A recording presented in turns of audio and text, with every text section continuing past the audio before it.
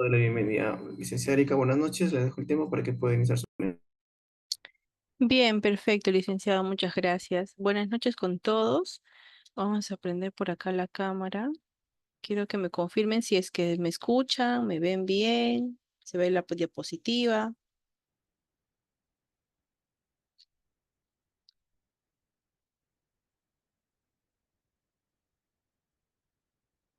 Milagritos, ¿qué tal? Buenas noches. Perfecto, entonces, bienvenidos a todos. Buenas noches nuevamente. Y como le mencionaba ya el licenciado, el que es importante la participación de ustedes en este curso, en estas clases que vamos a desarrollar hoy y tenemos una fecha más. Hoy día tenemos solamente 1 hora y 30 y la siguiente fecha también que es el día 30 de este mes tenemos otra hora y 30. Bien. Para los que me conocen ya, yo soy la psicóloga Erika Ramírez, soy psicóloga clínica, psicóloga ocupacional también, y hoy día vamos a tocar un tema sumamente importante acerca del desarrollo cognitivo, el desarrollo del lenguaje y el desarrollo socioemocional en niños menores de 5 años. Bien, antes de poder dar continuación a las demás diapositivas, sí quiero recalcarles que es sumamente importante y sumamente fundamental que ustedes participen, ya sea por audio, ya sea por chat, yo las leo gustosamente, pero es importante la interacción, ¿de acuerdo? Ya que la interacción en las capacitaciones entre el ponente y los alumnos ayuda a que ustedes se puedan desarrollar, desenvolver más y captar también mucho mejor, ¿no? Por una parte cognitiva para ustedes acerca del tema, ¿de acuerdo? Así que yo espero que ustedes hoy día estén bastante participativos y participativas, ¿de acuerdo? Para los que de repente no se acuerdan de mí, bien, para los que es la primera vez de repente que me están viendo, bien, yo soy psicóloga colegiada habilitada, soy fundadora y directora del consultorio psicológico Psicoelemental, coordinadora actualmente para ONU Mujeres. Tengo diferentes diplomados de especialización como en psicología ocupacional, riesgos psicosociales, terapia cognitivo-conductual para niños, adolescentes y adultos, o más conocido también como terapia TCC, y experta en monitoreo y evaluaciones de factores y riesgos psicosociales, además de facilitadora nacional e internacional de diferentes temas acerca de la psicología. Bien. Me encantaría poder interactuar un poquito con ustedes y saber, recordarles de repente si es que ya hemos llevado un cursito, creo, antes.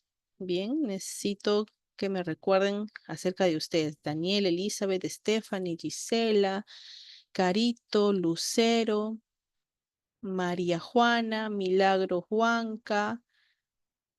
¿Quién más está por acá? Rosa Aquino, Luz Meléndez. Cuéntenme, ¿ustedes dónde están trabajando? ¿Trabajan actualmente con niños? ¿Anteriormente ya han llevado de repente algún curso acerca del desarrollo cognitivo del lenguaje emocional? ¿Es la primera vez que van a llevar el curso? Cuéntenme, yo las leo, si es que de repente no desean activar el audio.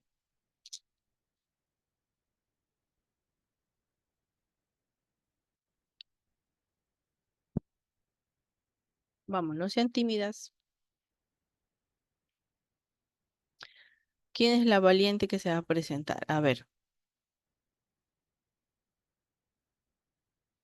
Milagritos nos comenta por acá, es la primera vez que voy a llevar el curso. Perfecto. Milagritos, actualmente usted está trabajando con niños de repente o va a trabajar con niños.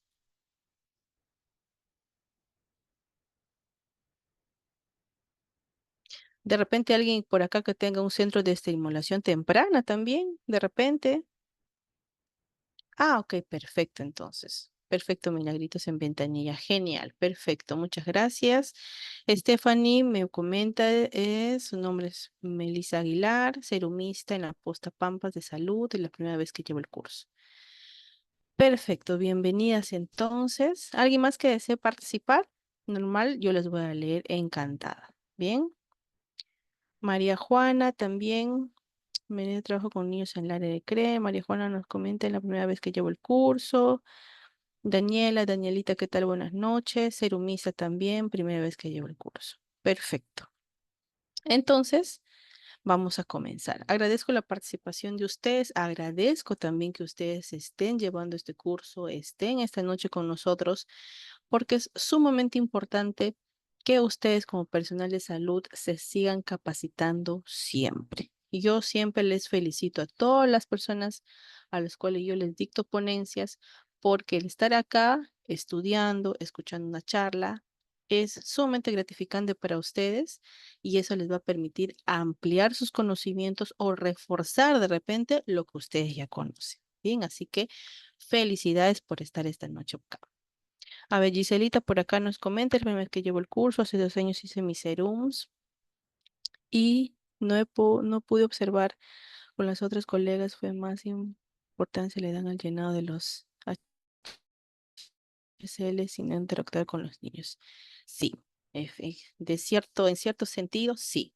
A veces, ¿no? Con el tema del serum es tan complicado a veces manejar tantos formatos, llenar los GIS, los FUAs, innumerables documentos habidos y por haber, que a veces de repente se olvida un poquito, ¿no? La parte humana, la parte de la empatía, tal vez, ¿no? Esa capacidad de poder interactuar de forma adecuada y precisa, ¿no? Con armonía con las demás personas. Bien, pero como yo siempre también les menciono, nosotros somos seres humanos completamente imperfectos, pero siempre con la disponibilidad siempre de mejorar. Bien. Y otra cosa también que siempre les menciono a las licenciadas en enfermería es que ustedes son siempre el pilar fundamental del lugar donde estén trabajando. Siempre. Ustedes llevan la batuta de las cosas que se hacen en un centro, ¿no? Y también es sumamente importante siempre recalcarles eso a ustedes y que no se les olvide que ustedes son las master dusters en estos temas. Bien, hablamos de desarrollos cognitivos, hablamos de desarrollos del lenguaje socioemocional y se tiene que trabajar con niños de la mejor manera para que las nuevas generaciones de ustedes como enfermeras sean aquellas enfermeras potencialmente capacitadas y potencialmente profesionales en todo el sentido de la palabra. ¿De acuerdo? Entonces, dicho esto, vamos a comenzar. Nuevamente, bienvenidas a cada uno de ustedes al curso sobre el desarrollo cognitivo, desarrollo del lenguaje y desarrollo socioemocional en niños menores de 5 años.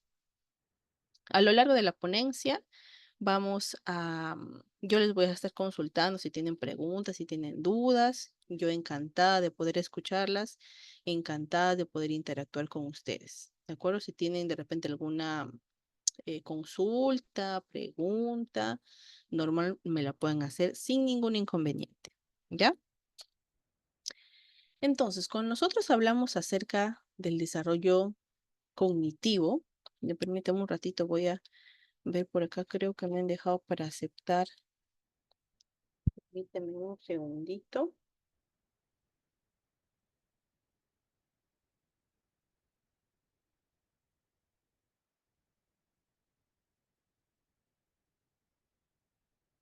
Permíteme un segundito, por favor. Tenemos una pequeñita dificultad que ahorita lo vamos a solucionar. Bien. Entonces, con nosotros hablamos acerca del desarrollo cognitivo.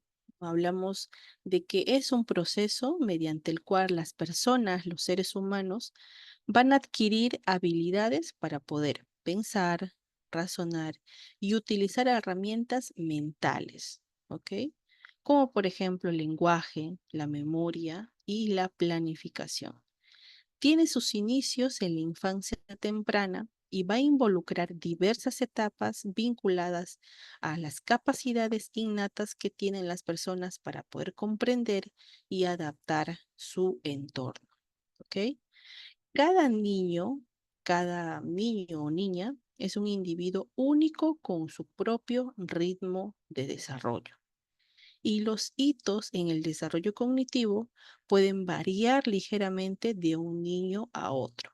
Y es aquí donde se escucha eh, de otros colegas de repente o de los mismos papás de que cada niño es distinto. Un niño no puede parecerse al otro, no va a hacer las mismas cosas incluso, porque cada niño tiene sus procesos de aprendizaje distintos. Entonces, sin embargo, todo esto tiene, se debería tener una sola idea general, ¿no? Que pueda ayudar a los niños, nosotros como profesionales, a poder identificar aquellas anomalías, tal vez, que se podrían encontrar en el camino. Bien, permíteme un segundito.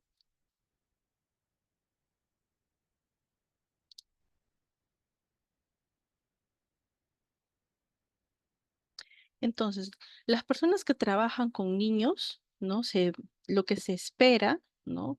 Es que pueda ayudar a controlar el progreso e identificar aquellas áreas en las cuales los niños van a necesitar un apoyo adicional.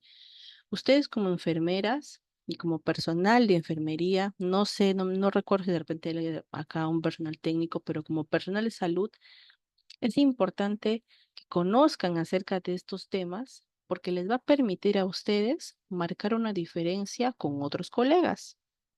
Recordemos que el aprendizaje, mucho más allá de ser aprendizaje para ustedes, les va a poder ampliar sus conocimientos y con ello marca la diferencia con otros colegas. He conocido enfermeras y enfermeros que de repente no saben mucho acerca del tema, a pesar de que de repente llevan muchos años y no pueden ayudar a los padres o ayudarlos a los pequeños a identificar ciertas anomalías, ¿no?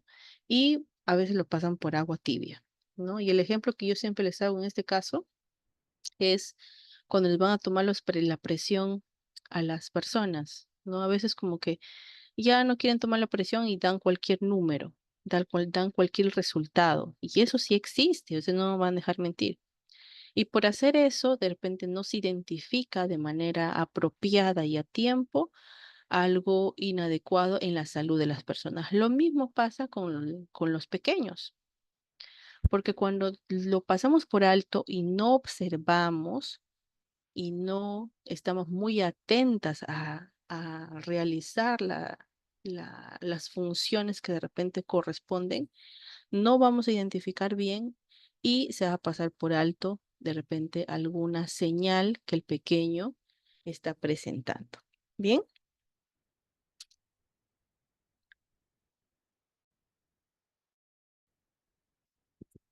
Existen autores que hablan acerca de las teorías del desarrollo cognitivo, ¿bien? Y yo sé que en el proceso de universidad o en el proceso de aprendizaje que ustedes han tenido, han tocado de manera muy sucinta los autores de las teorías cognitivas, porque esto también no es algo específico de, de psicología, sino también esto les enseñan a la parte de la enfermería. Tenemos tres autores principales, que es Liu Pisovsky, Albert Bantura y la teoría principal, que es la teoría del desarrollo cognitivo.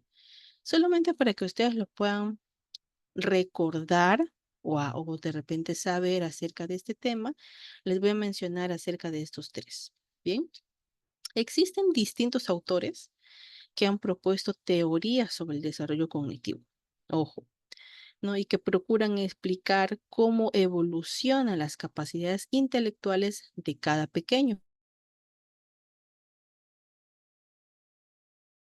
Por ejemplo, tenemos a la teoría del aprendizaje social de Albert Bandura y tenemos la teoría que se enfoca en el procesamiento de la información, que es el desarrollo cognitivo de Jean Piaget. ¿Ya? Y este autor es el que hizo los aportes más significativos, más importantes, por así decirlos, con relación a cómo piensan y aprenden las personas.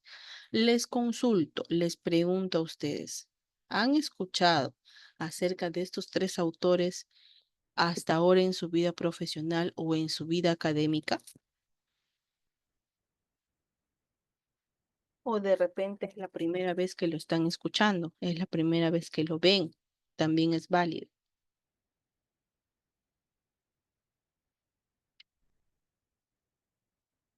¿Sí? ¿No? Coméntenme.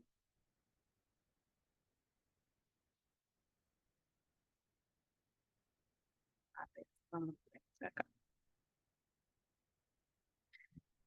Betty nos comenta solo a Piaget. Perfecto. ¿Las demás han escuchado acerca de estos autores?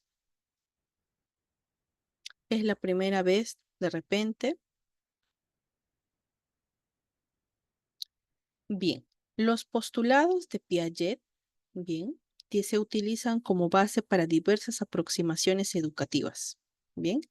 Además, han aportado a la comprensión de la inteligencia humana en el aprendizaje y las diversas formas de pensamiento.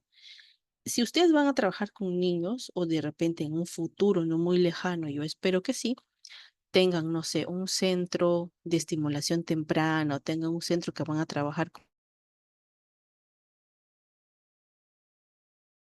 niños, bueno, es importante que ustedes sepan acerca de las teorías, porque no todo es trabajo manual, sino también es importante conocer aquellas teorías.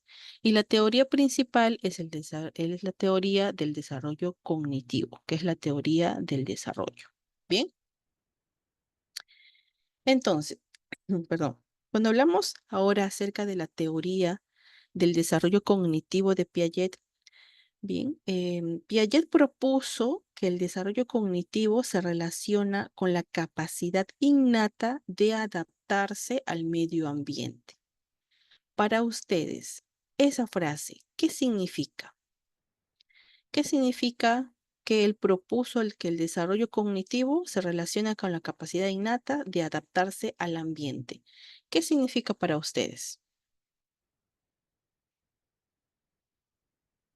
Ruth, Milagros, Marlene, María, Lucero, Carito, Gisela, Elizabeth, Daniela, Bexy, Betty.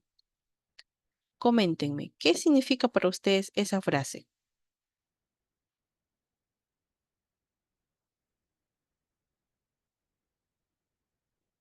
Están un poco tímidas, chicas, o de repente están trabajando, de repente están de turno, también me van comentando por ahí para no de repente presionarlas a que participen, ¿ya? Porque sí, a veces me ha tocado algunas licenciadas en enfermería o técnicas también que están laborando estas horas, pero es importante que me lo mencionen.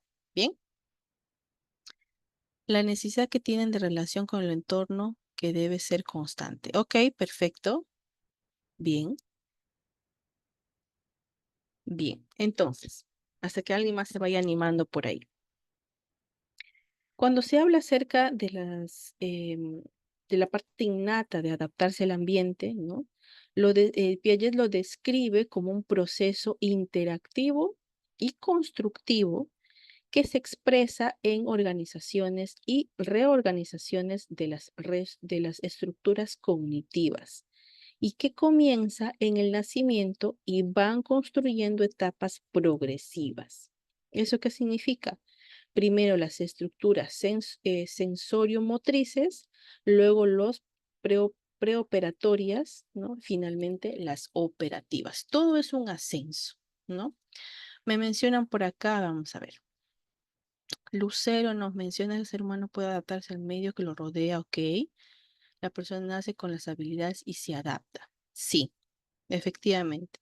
No sé si alguna vez ustedes han escuchado alguna vez una frase, mi abuelita y así, esas abuelitas de antaño que mencionan que ningún niño nace sabiendo, ¿no? Todo lo aprende. Ninguna niño nace con maldad. La maldad lo implanta, ¿no? ¿Ustedes creen que eso es verdad?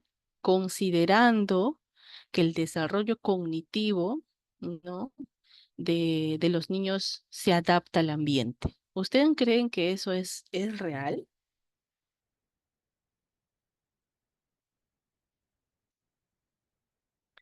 ¿Ustedes creen que todos los niños nacen inocentes y la sociedad los corrompe?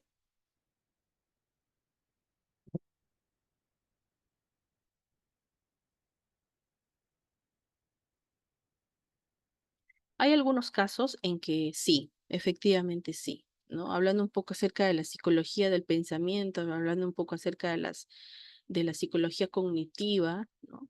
Hay algunos niños que de repente podrían nacer con cierta predisposición a ciertos trastornos del comportamiento, tal vez, pero en su gran mayoría hay algunos niños que por su capacidad de adaptabilidad y de aprendizaje, ¿no? Por el desarrollo cognitivo, van a aprender lo indebido, ¿no? Exacto, lo que dice Betty es muy cierto, ¿no? Y que el niño se adapta según los estímulos que recibe. Exacto. El niño es como una esponja, ¿no? El niño imita. El niño aprende mirando, aprende de sus papás o de las personas que los rodean. Entonces, la que observa lo va a hacer. Y no solo en actitudes físicas, también en lenguaje. Por ejemplo, si un niñito, no sé, de 5 años o de 4 años, que ya tenga una fluidez para hablar, escucha a sus papás hablar lisuras, va a ir a su primer añito de escuelita, su primer grado, y puede ser que hable lisuras. Y otro niño que no ha recibido de repente esa información de no hablar lisuras, no lo va a hacer, ¿no? Entonces ahí viene el trabajo que mencionan por acá. Los niños construyen sus conocimientos y habilidades de acuerdo al ambiente que los rodea. Sí, porque ellos son una esponja, están en constante aprendizaje. Está científicamente comprobado, y eso ustedes lo pueden evidenciar en artículos científicos, que los niños de edades de 0 a 5 años están en constante aprendizaje. Su cerebro es una potencia de adquirir conocimientos, adquirir habilidades. Un niño de 5 años puede aprender hasta 2 idiomas. Entonces, teniendo ese conocimiento como profesional de desarrollo cognitivo, es importante que ustedes también, como profesionales, no solamente tengan esa información para ustedes en su centro o en el lugar donde trabajan, sino también educar a los papás, educar a los padres, educar a las madres, a los cuidadores, a las abuelitas, o el que esté de acuerdo, perdón, que esté a cargo de los niños. Es importante de que como profesionales de la salud nosotros eduquemos a los papás en las campañas de prevención o por las oportunidades que ustedes tengan, eduquen siempre a los papás, porque lamentablemente, pues, los papás a veces desconocen ciertas cosas porque también a ellos les han enseñado así y a sus hijitos les tienen a la de Dios, ¿no? Y no los cuidan de la manera que tenían que cuidar. No solamente cuidar es en el aspecto físico, sino también es en la parte cognitiva, en la parte intelectual. ¿Bien? Entonces, cuando nosotros hablamos acerca del desarrollo cognitivo, vamos a ver por acá,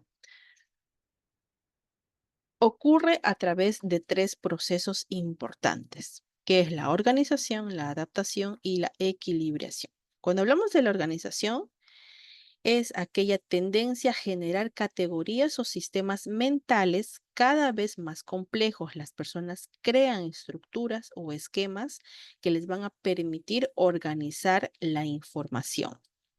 Lo que sigue es la adaptación, que es aquel proceso que se va a ajustar, no que se ajusta a los esquemas mentales en respuestas a las nuevas experiencias, que es las capacidades de adaptabilidad.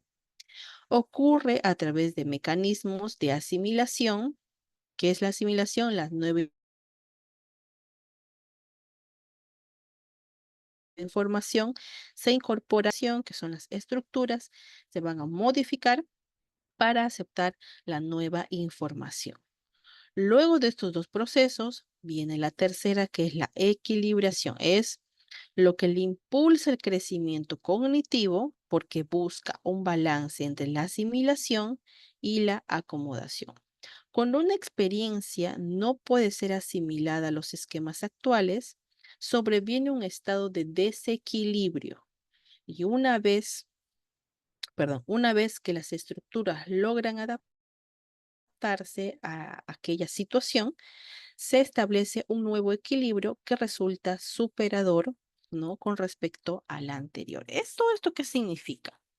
Que cada niño principalmente es un mundo distinto. Cada niño va a adaptarse de forma distinta y cada niño tiene un proceso distinto. Y en todos esos procesos existe una organización, una capacidad de adaptabilidad y la equilibración. Es aquí donde el niño empieza a desarrollar ciertas habilidades de forma constante, ¿no? Como por ejemplo, hablar, comportarse, la comunicación verbal y no verbal. ¿De acuerdo? Ahora, cuando nosotros hablamos de aquellas etapas del desarrollo cognitivo, Piaget sostenía que el desarrollo cognitivo ocurre en cuatro etapas, ¿ya? O cuatro estadios que son de maneras universales, ¿no? Cada etapa va a comenzar en cada etapa comienza a partir de un desequilibrio y que en la mente de los niños se va a adaptar y aprende a pensar de otra manera.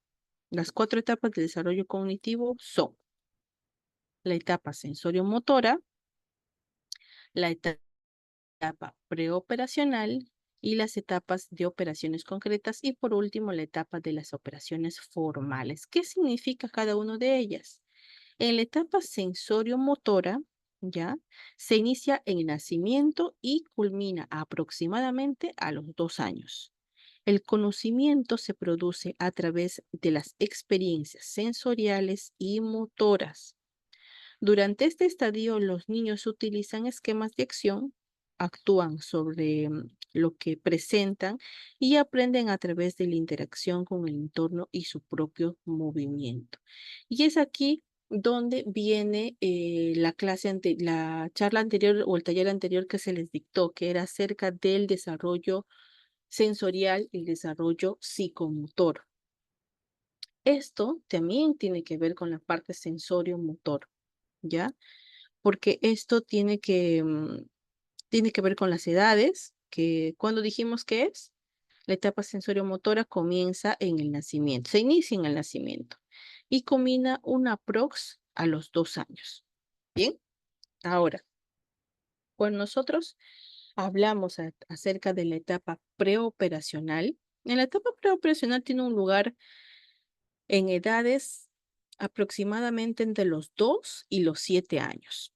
¿Ya? Y se va a caracterizar por el desarrollo de las representaciones simbólicas que se manifiestan a través del lenguaje, la imitación y el juego imaginativo. Da lugar a interpretar roles ficticios, actuar y emplear objetos para presentar ideas o situaciones. Por ejemplo, utilizar una caja de cartón como si fuera un auto. Aquí en esta edad, los pequeños ya empiezan a desarrollar más la imaginación, ¿no? ¿Ustedes tienen hijitos? ¿Tienen hijitos pequeñitos? Coméntenme. ¿O de repente no tienen pequeños todavía?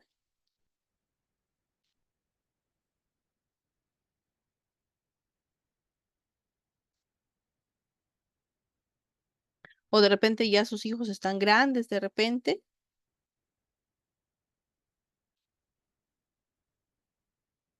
Vamos a ver por acá. Milagros. Tienes dos pequeñitos. Milagritos, ¿tus hijitos qué edades tienen? Betty no, pero sí vi hacerlo a mis sobrinos, ok. Una es, Milagritos, allá, de uno a 6 años, el otro de 4. Ok. Por ejemplo, Milagritos, tú que tienes tus pequeñitos, cuando tus pequeños estaban en esa edad, o de repente los que tienen sobrinos también, ¿no? Cuando han visto a esos niñitos que su imaginación empieza a volar, de que una simple cajita de cartón, como dice, puede ser un auto, o que de repente empiecen a imaginar que son astronautas y que vuelan y que son aves y que te empiezan a contar de repente, o tú ver que su imaginación empieza a volar. Es en esta edad donde empieza a aparecer la etapa preoperacional, porque el niño ya está empezando a utilizar mucho más su cerebrito, la parte cognitiva, ¿no? Ahora, tenemos a la etapa de operaciones ya concretas. Esto es para niños más grandes, pero es importante de todas maneras que ustedes lo conozcan. La etapa de operaciones concretas sucede más o menos entre los 7 y los 11 años aproximadamente. Los niños pueden utilizar acá el pensamiento lógico para llegar a conclusiones válidas centradas en el presente. Los esquemas son operaciones, bueno, son operatorios concretos, va la redundancia, es decir, que van a operar sobre objetos determinados en situaciones específicas. La acción para hacer una operación reversible, lo cual es esencial para el desarrollo de un pensamiento más lógico y flexible. ¿Y qué implica? Implica comprender que una acción puede combinarse, ¿no? Con su inversa y volver a su estado original. Por ejemplo, ¿no? Desarmar una figura de bloques y volver a armarlas. Por eso es sumamente importante que a los pequeñitos, en las edades de hasta los 5 años, les estén constantemente estimulando con algunos juegos didácticos. Por ejemplo, Legos, ¿no? O rompecabezas. Los Legos pueden costar caros, pero por ejemplo, los rompecabezas, hay figuras que se pueden hacer en casa de forma manual con objetos reciclados para que el pequeño pueda seguir estimulándose cognitivamente. Si ustedes van a trabajar con niños, como repito, es importante que orienten a los papás para que este pequeño esté en constante trabajo. Es importante que a los papás se les indique cero pantallas. ¿Qué significa cero pantallas? Que los pequeños no estén en la tablet, en el celular, en las computadoras, porque cognitivamente no se van a desarrollar. Seguramente ustedes que tienen pequeños o que tienen sobrinitos han visto de que los niños hoy en día ya nacen con un chip distinto y tú le das un teléfono a un pequeño y te va a entrar a los juegos, ¿no? Ya saben manejar los teléfonos en su gran mayoría de veces. Pero los pequeños no pueden estar en los celulares jugando porque cognitivamente no les está ayudando a desarrollarse de manera adecuada. Y déjenme decirles, estimados profesionales, que de acá en 10 años se van a ver esos resultados de aquellos niños que no están siendo estimulados correctamente, ¿no? Y que en 10 años, cuando ya empiezan a crecer, ahí se va a empezar a ver de manera, pues, lamentablemente negativa todo lo que tiene que ver con niños que han estado en las tablets. ¿Ya? Aparte del desarrollo cognitivo que les puede afectar a los pequeños, estar en la vida tecnológica, sus ojitos también se dañan porque son niños, son pequeños, ¿no? Así como también se recomienda a los padres que la alimentación de los hijos tiene que ser adecuada, que tienen que comer ciertas cosas, también es sumamente importante educar a los padres de que no les permiten a los pequeños estar con los teléfonos. Y seguramente ustedes, al igual que yo, ya hemos visto a aquellos papás, ¿no? Que están con su hijito bebito, ¿no? Y que están de repente con los teléfonos. ¿No? Y yo sé que las realidades son distintas para todos y que hay niños que de repente son tan traviesos o de repente, qué sé yo, que les permiten estar a los niños con los teléfonos para que se distraigan porque los papás están cansados, los papás tienen que trabajar, los papás, etcétera, ¿no? Pero en lo posible, siempre tratar de que los pequeños no tengan tanta interacción, o en su mejor de los casos, cero interacción con las tabletas. Bien, entonces, ahora hablamos acerca de la etapa de operaciones formales. La etapa de las operaciones formales está comprendida entre los 11 y 17 años, y ya de niños, perdón, de jovencitos ya, ¿no? Hasta los 17 años, muchos más grandes. Y va a aparecer el pensamiento lógico formal y el individuo puede pensar de forma mucho más abstracta. ¿De acuerdo? Ahora, descubramos entonces, a continuación, las etapas de desarrollo cognitivos de los pequeñitos de 0 a 5 años. Hasta ahí, ¿ustedes tienen alguna pregunta? ¿Tienen alguna duda? ¿Algo que deseen compartir? ¿O estamos bien hasta ahí?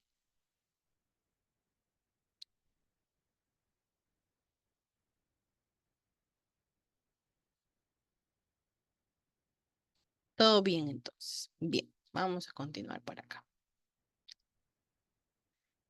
Vamos a hablar acerca de las etapas de desarrollo cognitivo de 0 a 5 años. Lo que van a ver a continuación, ya, estas son las etapas de desarrollo cognitivo divididas según las edades.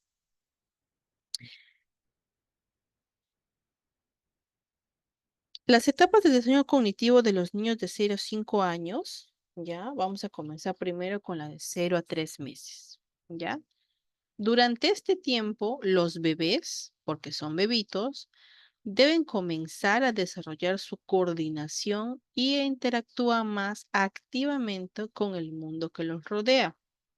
Entre las señales que se caracterizan en esta etapa son: fija sus ojos en los objetos, sigue objetos en movimiento con sus ojos, reconoce el rostro de la madre u otros familiares importantes, llora para señalar necesidades como por ejemplo el hambre, el sueño, el llanto, ¿no? El llanto inconsolable cuando se siente inseguro, agitado o incluso por hambre.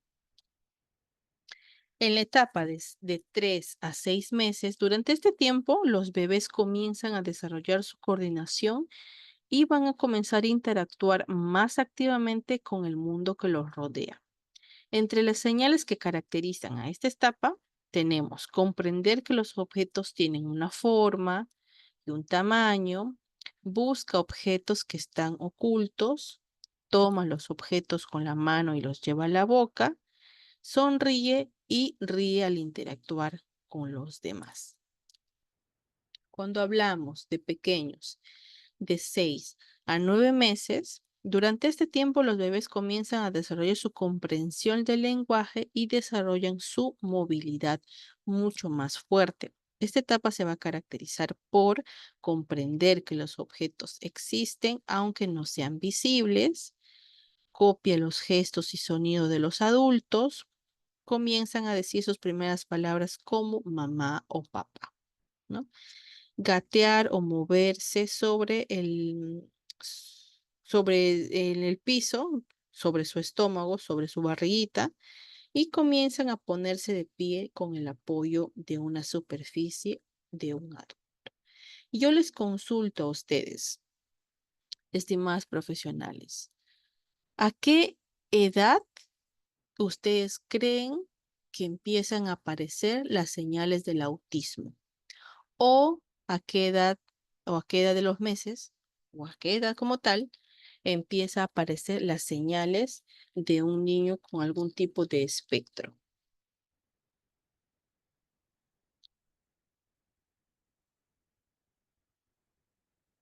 ¿Sí?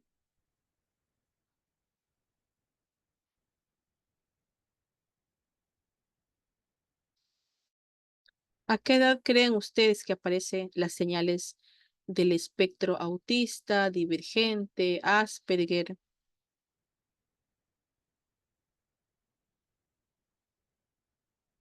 ¿Sí? ¿Sí, sí saben esa información o de repente no lo tienen predispuesto la respuesta? O de repente nunca han escuchado sobre el síndrome de autismo, Asperger.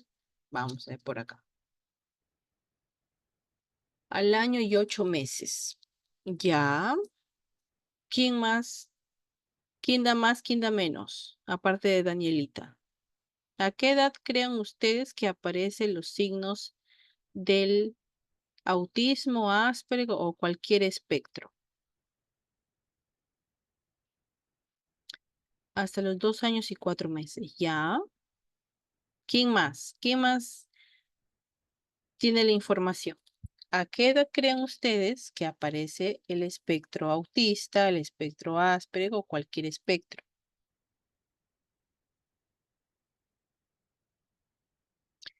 Es un signo que no siga la mirada y a partir de los 3 meses y se vuelven algunos selectivos y deben estar en seguimiento. Ok, perfecto, milagritos.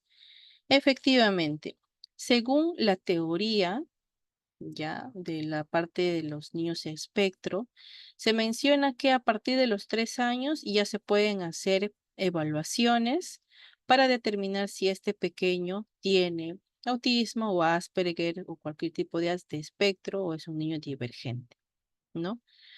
Pero es sumamente importante que los papás estén vigilando y que sepan qué hace un niño por cada etapa. Así como, por ejemplo, ustedes, y eso, por ejemplo, puede ser una campaña de prevención que pueden dictarlo ustedes, ¿ah?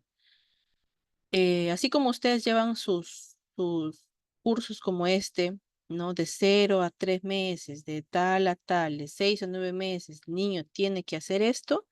Es importante que ustedes también puedan hacer ciertas campañas de prevención e informar a la población de padres que cada ciertos meses los niños tienen que cumplir ciertas características como por ejemplo, ¿no? Seguir objetos, obedecer el nombre, qué sé yo. Pero ¿qué pasa cuando los papás no lo ven, no lo notan? Y lo único que ven de repente es que su pequeño, que su hijo es distinto a los demás, es diferente a sus demás amiguitos. A veces los papás, yo lo sé porque las realidades para todos son distintos, em, no se enteran de que existe esos tipos de trastornos, ¿no? Los espectros, los niños espectros, no se enteran. Y cuando sus niños están recién en primaria, ¿no? Les derivan por algún tema X y se hacen las evaluaciones y se descubre que el niño es autista a los 8 años, a los 9 años, y los papás a veces por desconocimiento no se enteran de estos temas. Por eso yo les invoco a ustedes de que hagan sus campañas de prevención, sus campañas de información y brinden esa información a los papás para que los papás sepan de qué mes a qué mes el niño tiene que hacer cosas, tiene que hacer ciertas cositas. Y también es sumamente importante la observación. Y eso yo hice una campaña acerca para los de campaña de prevención para los papás de una comunidad para el bien y El Salvador hace un tiempo, y mi lema era eso, que la observación es importante, porque a veces los papás por trabajo, por, no sé, tienen 2, 3 trabajos y de repente llegan tan cansados a sus casas que no ven a sus pequeños, que no se dan cuenta. Entonces, si recién se dan cuenta con los pequeños ya están grandes. Entonces, es sumamente importante que utilicen siempre la palabra papás o mamás o cuidadores, ¿no? Observen a sus hijos. Tengan en cuenta que estos niñitos tienen que hacer estas cosas, tienen que empezar a tener estas habilidades y los niños no lo tienen. Y para que para ellos también se pueda identificar rápido, porque a una temprana identificar estas enfermedades de forma temprana ayuda a los pequeños a poder ser pequeños o niños más grandes o adultos incluso más autónomos. Y déjenme decirles, estimadas profesionales, que la parte de los espectros, de los niños en espectros, no va a disminuir. Los niños espectros van a aumentar, están en aumento. Y eso aquí en el país no se habla. No se sabe mucho acerca de este tema y existen profesionales que no saben acerca tampoco de este tema, a comparación de otros países como por ejemplo Panamá, como en los países europeos, ¿no? Donde que sí se habla acerca de los niños con espectros, pero en nuestro país no, y los niños con espectros no van a disminuir, vienen en aumento. ¿Ya? Y es importante que ustedes sepan también acerca de estos temas sobre niños con espectro, porque ellos no pueden incluso alimentarse de la misma forma que un niño normal. ¿no? ¿Por qué? Porque los niños que tienen algún tipo de espectro tienen problemas intestinales, tienen problemas de que se les hincha la pancita. Los niños con espectro, por ejemplo, para no alargar mucho el tema, no pueden comer azúcares, no pueden comer comida procesada, no pueden comer comidas que tengan gluten, harinas, tienen que llevar una vida, una alimentación saludable. ¿Ya? Y eso, por ejemplo, los papás no lo saben y algunos profesionales tampoco. ¿Ya? ¿Y por qué vienen en aumento los niños con espectro? Porque no hay cómo detenerlo. Así como no existe una forma de saber exactamente por qué ocurre, estamos tratando de querer saber del por qué cuando es una enfermedad fantasma. Aparece y no se sabe por qué, ¿no? Entonces, la edad ideal para poder identificar es a los 3 años aprox. Pero antes de ello, se tiene que invocar a los padres la observación.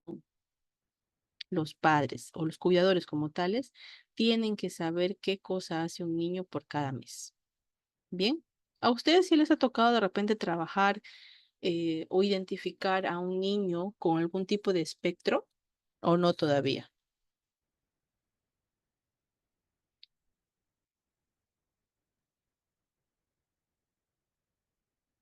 ¿Sí? ¿No?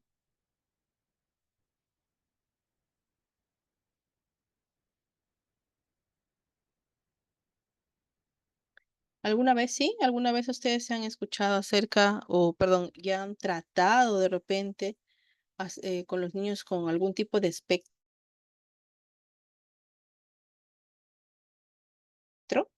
Danielita nos comenta que un niño con algún tipo de espectro.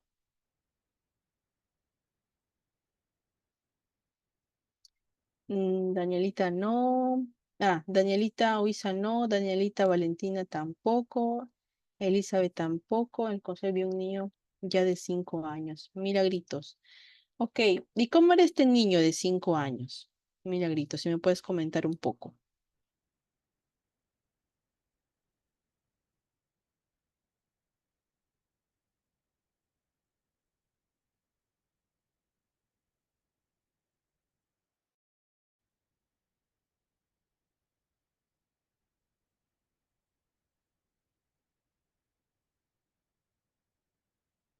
¿Alguien más? Están muy calladitas, chicas, ¿ah? A ver, nos dice Milagrito, no me vino a consultorio, el niño al contacto se irritaba y se movía mucho. Ok, ok, ok. Solamente para que ustedes tengan conocimiento. Ya, los niños a ver si un niño, Angelita, ahí nos vas comentando cómo era este pequeñito de 2 años con espectro, ¿ya? Los niños que tienen espectro tienen características bien marcadas, bien marcadas, desde pequeñitos, desde los 9 meses aproximadamente. Por eso yo me detuve acá en esta diapositiva para comentarles. A partir de los 9 meses, los pequeños ya tienen sus manifestaciones, ya empiezan a tener ciertos comportamientos que los papás no se dan cuenta, ¿no? Por ejemplo, ¿no? Como mencionaba Milagritos, ¿no? Que se irritan, cero cero contacto visual, cero contacto físico, empiezan a querer alimentarse con ciertas cosas nada más. Una de las características principales que yo he encontrado información en los artículos científicos acerca de los niños con espectro es que les gusta el color naranja. Si no es color naranja, les irrita, ¿no? Por eso hay algunos niños que solamente quieren comer en plato color naranja, tomar su agüita en vasitos naranjas, la fruta color naranja, porque otros colores los irritan. No sucede para todos los niños, pero en su gran mayoría sí. Entonces continuamos. Ya de los 9 a los 12 meses deben ya comprender palabras que se refieren a objetos y acciones comunes. Durante este tiempo los niños ya empiezan a desarrollar una mayor comprensión del mundo que los rodea y a desarrollar ya de manera más fuerte su independencia, ¿no? Algunos hitos en el cual el desarrollo cognitivo durante el periodo van a incluir, por ejemplo, comprender palabras que refieren objetos, ¿no? Comenzar a comprender instrucciones como ven aquí, ven, acércate, o no sé, Pedrito, ven, Juanita, ven, Carlita, ven, ¿no? Comprender el concepto de causa y efecto. ¿Eso qué significa? Si tú metes el dedo acá, te va a seguir la corriente. Si haces esto, te vas a caer, te vas a lastimar. Si haces esto, te puede pasar algo. Camina solo con el apoyo de un adulto, comenzar a manipular de forma independiente objetos pequeños con, ¿no? una cucharilla o un vaso. Angelita nos menciona de que llegó a su control de CRED, se irritaba el contacto, los padres señalaban que no sabían qué hacer ante esa situación. Sí.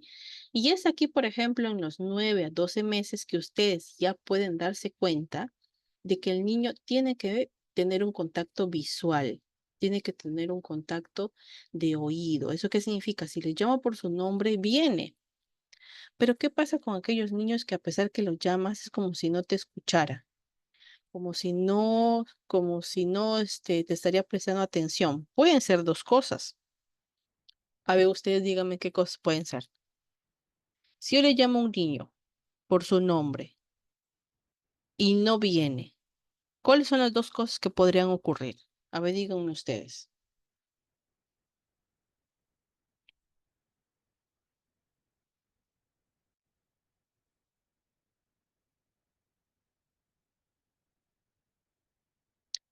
Dos cosas que que podrían ocurrir. A ver, vamos a ver por acá.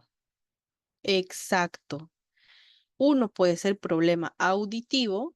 Otro puede ser que tenga el problema de que es un niño con algún tipo de espectro, ¿no? Existen estadísticas ahora actuales del año pasado, 2023, en las cuales aquellos niños que no escuchan, un 30% son niños que pueden presentar algún problema auditivo, pero el 70% son aquellos niños que empiezan a manifestar su trastorno del espectro autista. Perdón, o cualquier tipo de espectro para no encasillarnos en una sola. Por eso es sumamente importante que ustedes, que si van a trabajar con pequeños, a trabajar con niños, sepan identificar y descartar, hacer su checklist, ¿no? Hacer su checklist de que si ocurre esto, pues descarto esto, ¿no? Entonces, ¿qué me queda? Lo siguiente. Y así va a ser mucho más fácil que ustedes puedan identificar alguna anomalía en ese pequeñito. Exacto, como dice María Juana también, ¿no? Ahora, de 12 a 24 meses, los pequeños comprenden, vamos a ver por acá, tengo una participación, creo. Ah, no. Durante este tiempo de 12 a 24 meses, los niños deberían ya comenzar a desarrollar su comprensión en las relaciones sociales y su capacidad para explorar el mundo que los rodea. Esta etapa se va a caracterizar por comprender lenguaje y comunicación más complejas, seguir instrucciones complejas como por ejemplo, toma la pelota y tráemela, identificar partes del cuerpo y explorar y aprender a través de juegos y exploración. Seguimos entonces en la parte cognitiva. Es importante que los niños cuando ya empiecen a desarrollar su motricidad fina y su motricidad gruesa, empiecen a hacer juegos interactivos. Como por ejemplo, ¿cuál es el juego más interactivo que para un niño les sirve bastante, bastante? Son los juegos con pelota. La pelota les ayuda a los pequeños a desarrollar sus habilidades, perdón, la parte motriz y la motriz fina y la motriz gruesa. ¿De acuerdo? Y también otro que les ayuda bastante es andar en bicicleta o en triciclo, en las bicicletitas que tienen sus dos llantitas atrás, eso también les ayuda bastante. Ahora, en los pequeños de 2 a 3 años, durante este tiempo, los niños comienzan a desarrollar una mayor comprensión de sus propias emociones y las emociones de los demás, así como la capacidad de pensar de manera más abstracta, como por ejemplo, comprender las emociones de los demás y comenzar a desarrollar la empatía. Es aquí donde que a los pequeños se les tiene que enseñar a socializar, ¿no? De repente, no sé, si ustedes llevan al parque a los pequeñitos, puede ser que, ay, le muerda al otro niño, puede ser que le jale el pelo a los pequeños o que le pegue. Y eso, ojo, no quiere decir en su 100% que ese niño ve violencia en su casa, no, nada que ver, porque ¿qué es lo que se piensa a veces, no? Ay, si un niño le pega al otro es porque vea en su casa que el papá le pega a la mamá. No, no necesariamente. ¿Pueden ocurrir casos así? Efectivamente que sí, pero no es siempre eso. Lo que ocurre es que estos pequeños, como son chiquititos, recién tienen 2, 3 años en este mundo, no saben regular sus emociones y se les tiene que enseñar a regular aquellas emociones, a reconocer sus emociones para que ellos puedan aprender. ¿Ya? Entonces, otro es comienza a usar su pronombre, o sea, yo, ¿no? Ya comienza a hablar de por él mismo, ¿no? Identificar colores, identificar formas, construye torres con bloques y completa rompecabezas simples. Y yo siempre les recomiendo a sus colegas, a las licenciadas, que en lo posible siempre manden a los papás a, a que los juegos interactivos de los niños sean las pelotas, las bicicletas o los triciclos, y si en tal caso no se puede ninguna de las dos anteriores, rompecabezas o bloques, de que no son tan caras. En el mercado central hay de todos los precios, pero siempre es importante que los pequeños estén siempre en actividad cognitiva con el rompecabezas, porque el rompecabezas viene de forma de animalitos, de colores, y por ahí le enseñan, esta es la vaca, este es el gato, este es el color rojo, este es el color verde, y están desarrollando la parte cognitiva. Bien, y ahora vamos a ver acerca de los pequeños de 3 a 4 años. Hasta ahí, ¿tienen alguna duda, alguna pregunta, algo que deseen participar de repente?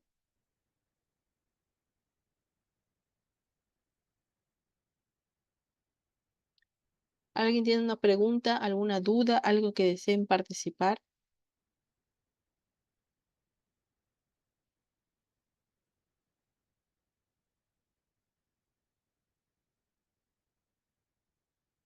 Nada, bien.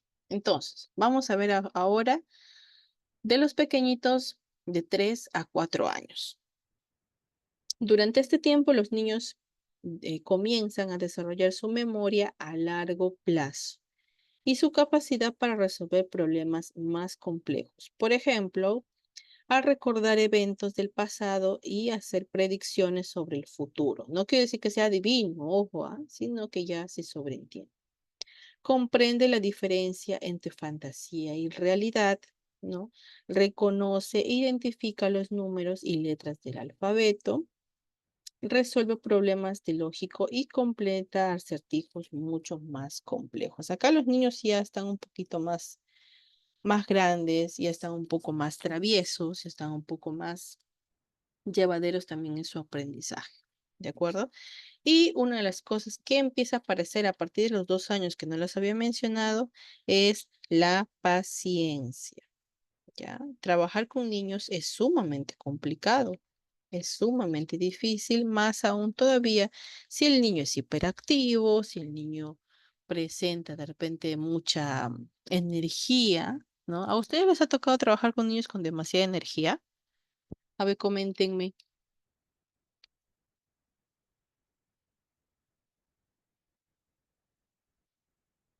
¿Les ha tocado algún niño que de repente con un trastorno de hiperactividad?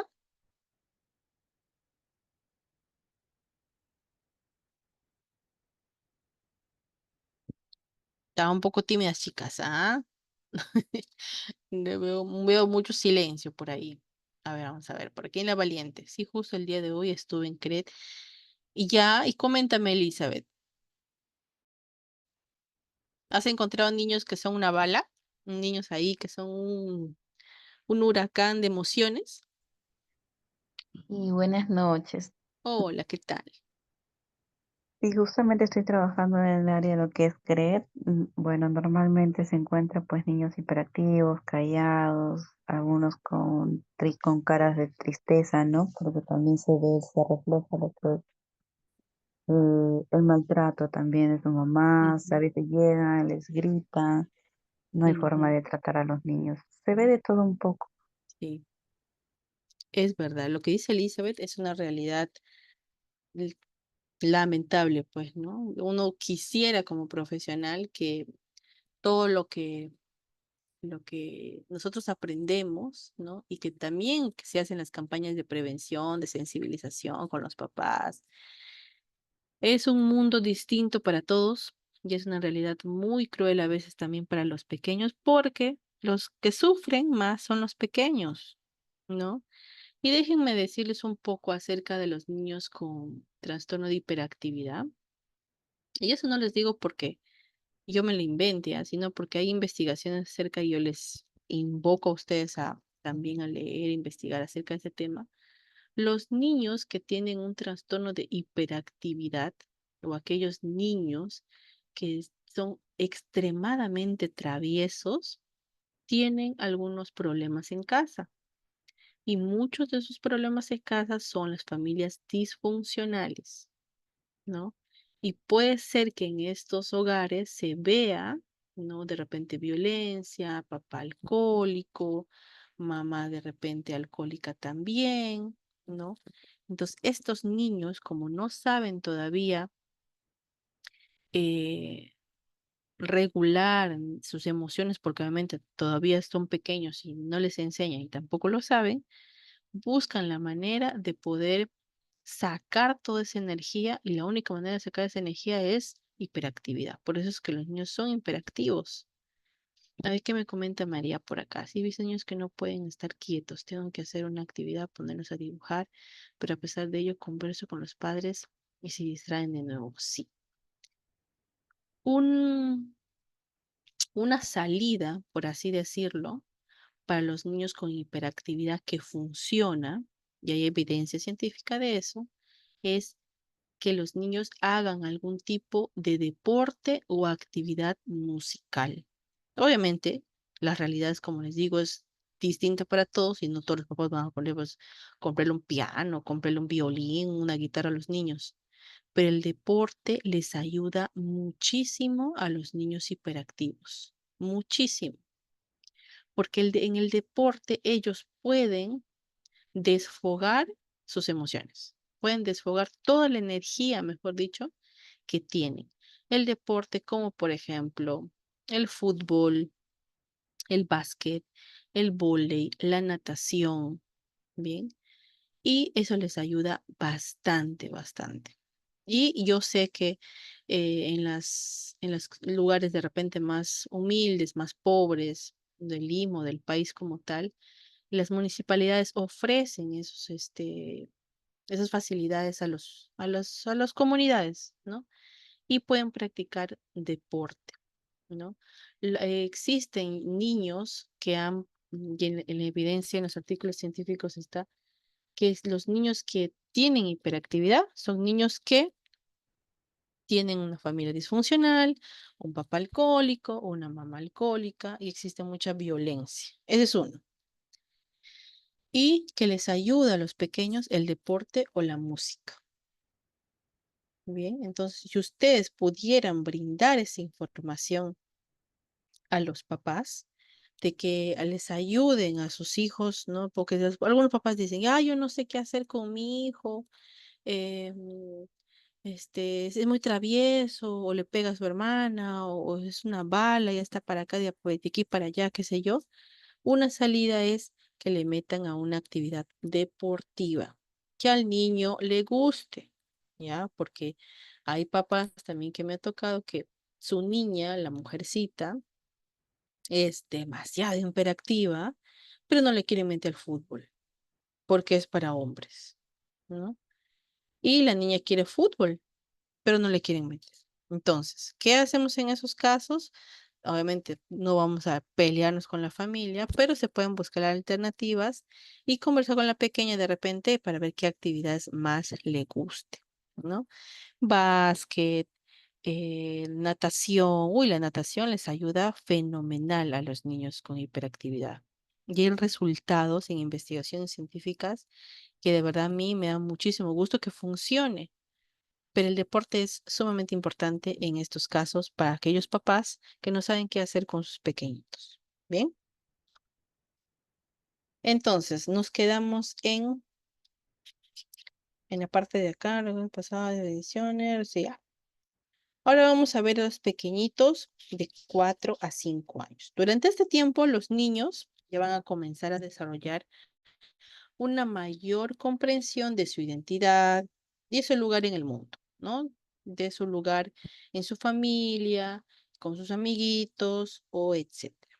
Algunos hitos en el desarrollo cognitivo durante este periodo van a incluir, por ejemplo, comprende las reglas sociales y de comportamiento. ¿Qué es lo que se espera? O sea, se espera que un pequeño de 4 o 5 años ya pueda tener reglas sociales y de comportamientos, pero no ocurre.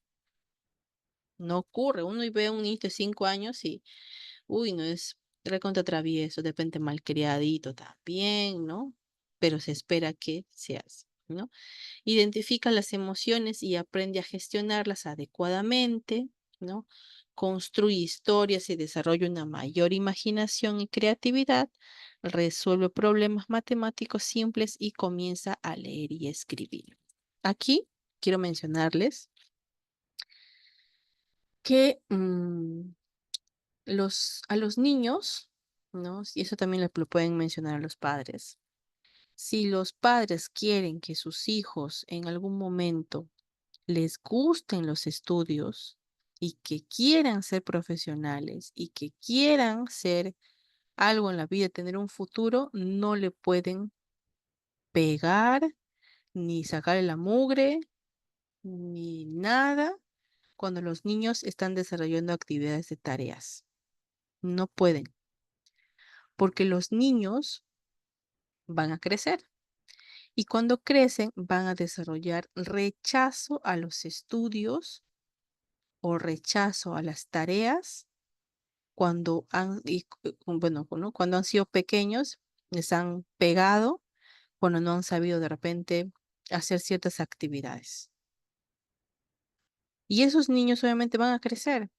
Si a un pequeñito desde chiquitito, ¿no? Que ha crecido de repente en un entorno sumamente violento y que le han pegado por todo, y cuando crece, mm, tiende a desarrollar un rechazo absoluto a los estudios. No quiere hacer las tareas. Y cuando llega la adolescencia, cuando llega la juventud, no le gusta estudiar, no le gustan los estudios, ¿no? ¿Y qué es lo que ha ocurrido ahí? Es porque ya han enseñado a tenerle fobia, por así decirlo, a estudiar, ¿no? A consulta llega un montón de personas, de mamás, de mamás más que todo, o de abuelitas, que vienen a consulta porque sus hijos, ¿no? O sus nietos no quieren estudiar, no les gustan los estudios. Entonces, ¿qué es lo que ha ocurrido ahí? Cuando se pregunta, resulta que al niño pues le sangraban la nariz, le sangraban la cabeza, le sangraban, no sé, le sangraban porque le aplastaban la cara en la tarea porque no sabía hacer la tarea o porque no sabía hacer las cositas que les mandaban a hacer en la estimulación temprana, ¿no? De poner lentejitas en un número, lentejitas en no sé qué, y el papel crepe que se hace bolitas. Esas cosas de repente muy simples, muy básicas, por no saber hacerlas, le pegaban, le hacían esto, y más aún cuando entró a primaria a los 6 años, porque después de esta etapa, ¿qué es lo que viene? La etapa de primaria a los 6 años. Peor ahí, ¿no? Que hay mucho más responsabilidades de repente académicas para ese pequeño. y les pegan, les sacan la mugre, Dios mío, les hacen un montón de cosas negativas y los niños crecen odiando los estudios, odiando las tareas, odiando las responsabilidades. Por eso es que hoy en día se menciona de que a los niños no se les pega, a los niños no se les debería dar un tipo de castigo físico, ¿no? Y seguramente ustedes habrán escuchado en algún momento cuando dicen, mi hijo es profesional, pero este, mi hijo es profesional y yo cuando era chiquito yo le molía con la chancla, le molía con el San Pedrito, ¿no? Le molía con el cinturón. Ya, ok, esa persona puede llegar a ser un adulto profesional, pero si indagan cómo se siente, resulta que tiene ansiedad, resulta que es depresivo, que tiene ataques de pánico, problemas para socializar con sus compañeros, problemas para socializar con los demás. Entonces, no, el camino no es la violencia bajo ningún motivo. Por eso hoy en día se aplica la crianza positiva. Ahora, la crianza positiva también lo aplican mal, porque algunos papás creen que la crianza positiva es ser permisibles, permitir que el niño haga todo, ¿no? Y no, no es así. Y eso también son campañas que ustedes pueden realizar, ¿no? Si de repente ustedes tienen la posibilidad de hacer charlas, capacitaciones, no sé, eso también ustedes lo pueden realizar. Yo siempre les invoco eso a las licenciadas en enfermería, y ahí, gracias a Dios, la verdad, me hacen caso y les funciona. Es importante que ustedes hagan esas campañitas de información para los papás. Bien, hasta ahí. ¿Tienen alguna pregunta, alguna duda, algo que deseen compartir de repente?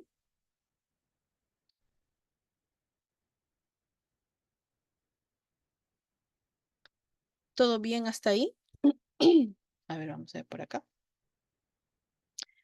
Consulta, Danielita. A ver, vamos a ver. Un niño de 3 a 6 años, no, 3 años, ya, 6 meses, que se niega a copiar una línea recta, una cruz, dibujar, pintar. ¿Qué se recomienda realizar? Tendríamos que identificar por qué el niño no lo quiere hacer, ¿no? Si un niño no quiere hacer trabajos manuales, que es un niño de 3 años y 6 meses, un niño de 3 años está pequeñito, tendríamos que identificar por qué no lo quiere hacer.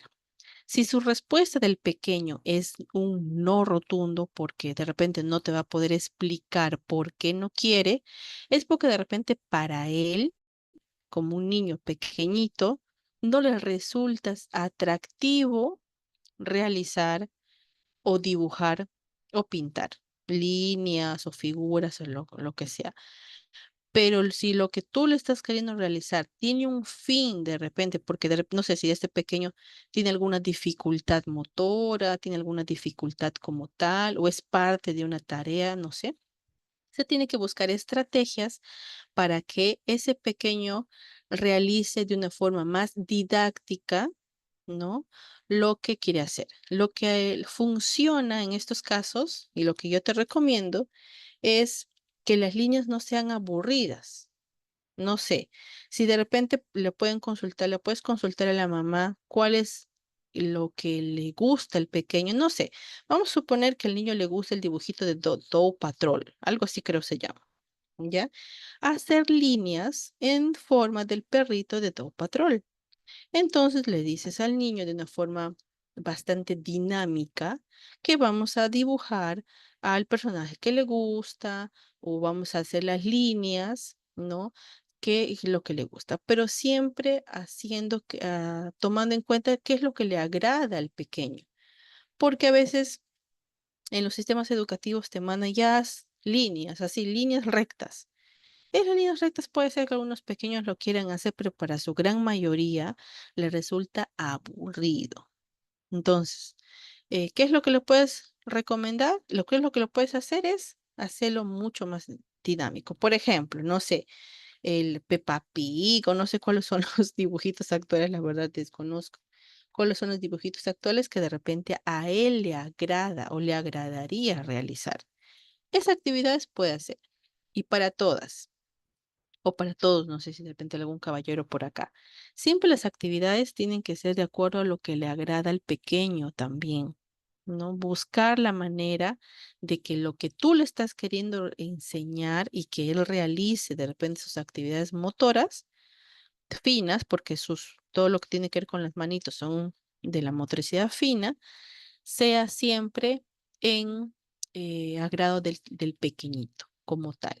Bien, no sé si te pude ayudar, Danielita, ¿me confirmas, por favor? ¿Alguien más de repente tiene alguna preguntita por ahí, alguna duda?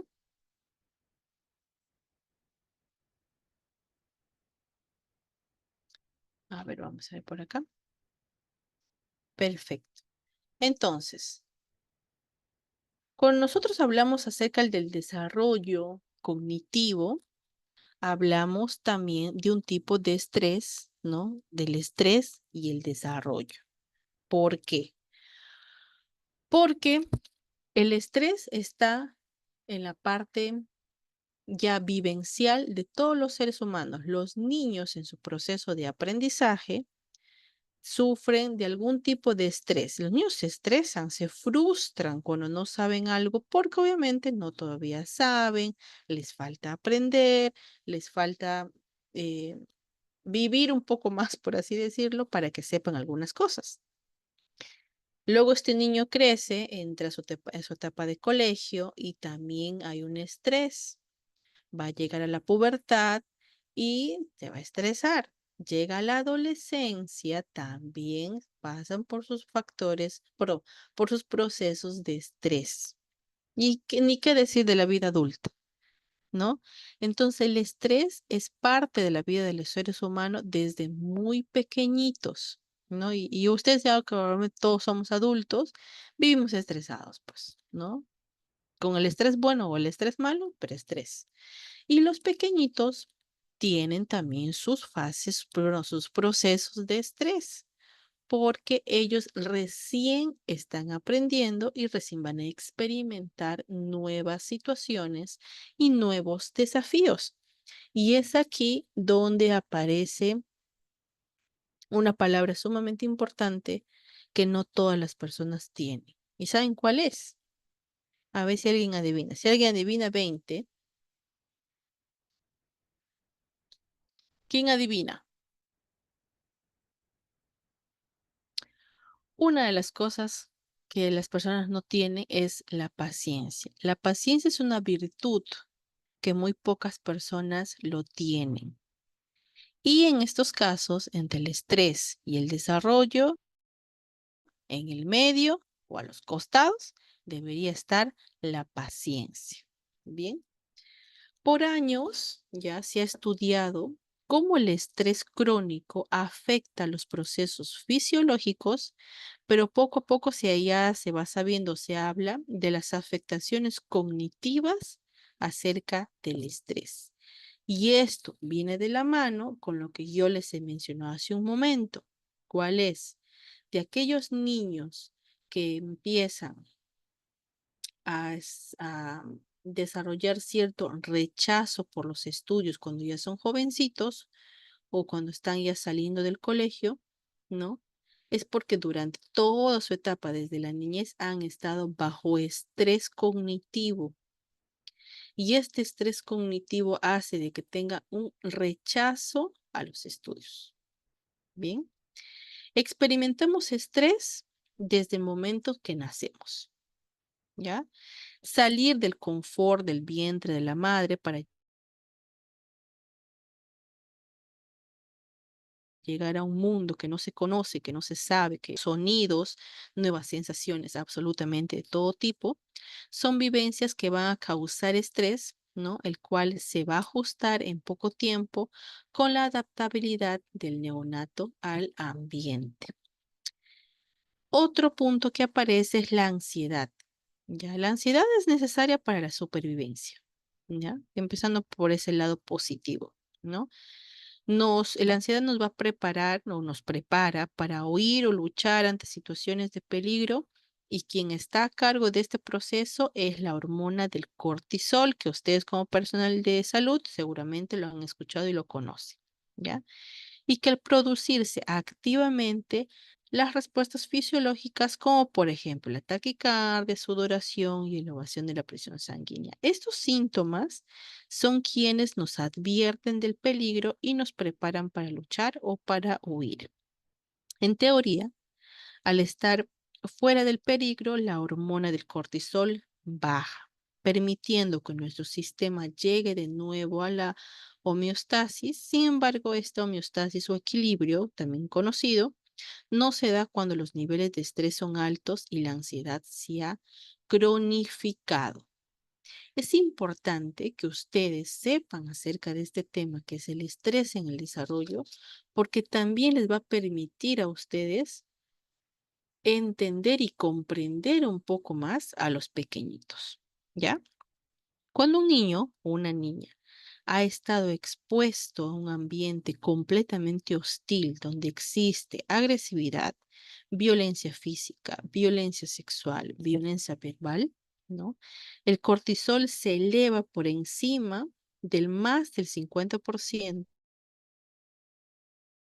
de lo que sería adecuado, dando lugar a un proceso oxidativo que va a traer como resultado dificultades cognitivas, como por ejemplo en la concentración y en la atención. Estos dos son un prerequisito para la memoria, ¿ya? Por lo que si los procesos atencionales están afectados debido al estrés y la ansiedad, se tendrá una memoria completamente reducida. Es por ello que seguramente ustedes que trabajan con pequeños se han topado con niños que sufren de violencia física o han sufrido violencia sexual. Su memoria no es muy buena.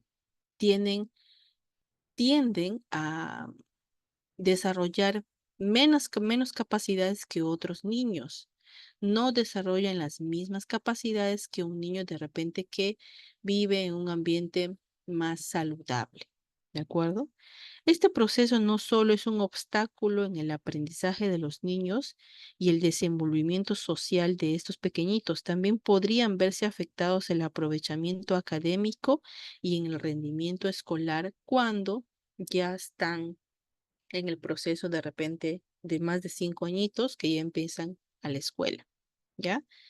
Ante esas situaciones hostiles, del entorno, los niños aprenderán a resolver situaciones y a gestionar emociones desde su sistema límbico, el cual se basa en procesos emocionales y cada vez más van a perder la capacidad de autorregulación y el control inhibitorio, ya que como venimos antes son las habilidades sociales de los lóbulos frontales, las cuales se entrenan a través de limitar las figuras significativas.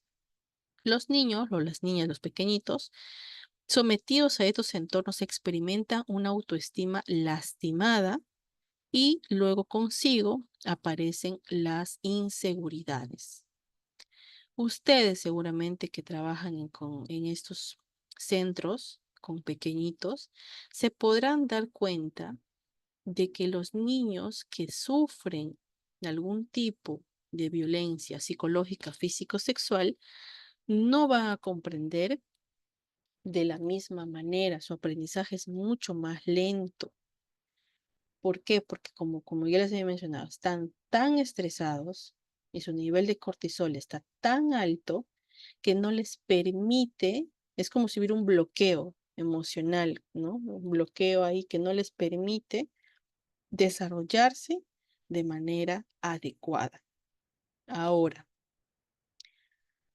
luchar contra eso y erradicarlo como tal es sumamente complicado porque no, obviamente no podemos meternos de repente a rescatar a los pequeños de ese tipo de familias, pero sí es importante que de todas maneras sí se mencione a los padres, ¿no? Se mencione a las personas que los cuidan, a los pequeñitos, de que si no se cambian ciertas cosas, ese niño o esa niña va a reducir más sus capacidades cognitivas y no va a poder desarrollar de manera adecuada su desenvolvimiento académico. ¿Ya? Entonces, hasta ahí. ¿Tienen alguna pregunta? Nos quedan unos 5 minutitos que quisiera aprovechar si ustedes tienen alguna duda, si tienen alguna pregunta que deseen hacer o algo que deseen compartir también. Sería bueno para que así todas puedan conocer distintas realidades de las que ustedes se afrontan. ¿Bien? Quedo atenta a sus comentarios para poder leerlas.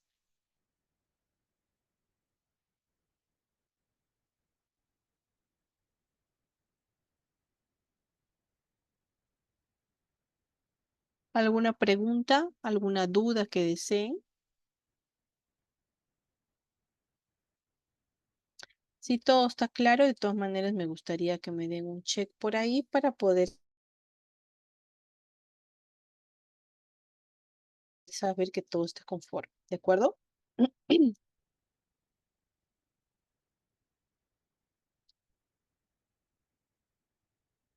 Listo. Entonces, a ver, vamos a ver si nos alcanza el tiempo para un hito más. A ver, no creo que nos alcance el tiempo, nos vamos a pasar. Bien. A ver, vamos a ver qué reforzamos por acá. Ya, la próxima clase vamos a hablar acerca del desarrollo del lenguaje y el desarrollo socioemocional. Si ustedes pueden de repente leer algún artículo científico de una revista importante, indexada y todo ello, si pueden leer acerca del tema, sería genial para que en la próxima clase interactuemos acerca de lo que ustedes han leído y de acuerdo a la información que ustedes tienen para que la clase sea mucho más amena. Recuerden que más allá de que ustedes sean Milagros, más allá de que ustedes sean Lucero, María, Ruth, ya todos los que están presentes, ustedes tienen antes de su nombre licenciadas en tal. Ustedes son enfermeras o son técnicas, no sé si todas son enfermeras, y es importante que ustedes siempre dejen en alto su profesión. ¿Ya? Es importante que antes de sus nombres ustedes dejen alto la profesión que ustedes tienen. Y yo sé que las enfermeras son muy participativas, son muy buenas ondas, son geniales en el trabajo que ustedes realizan y es importante que estén en constante interacción, salvo algunas salvedades de que de repente están laborando o están de turno o incluso puede ser que estén camino a casa también, ¿ya? Así que entonces nos vemos en la próxima clase que también va a estar muy importante porque vamos a desarrollar acerca del desarrollo del lenguaje y vamos a culminar con el desarrollo cognitivo. Y voy a tener, tengo ahí unos libritos, algunos guías que les voy a pasar para que ustedes se los queden y sea útil para la información que ustedes van a recibir. Bien, entonces nos estamos viendo en la próxima clase. Por favor, cuídense mucho y vengan leyendo un poquito acerca del tema para que sea todo más interactivo. Bien, les mando un fuerte abrazo. Por favor, cuídense. Nos estamos viendo pronto. Chau, chau.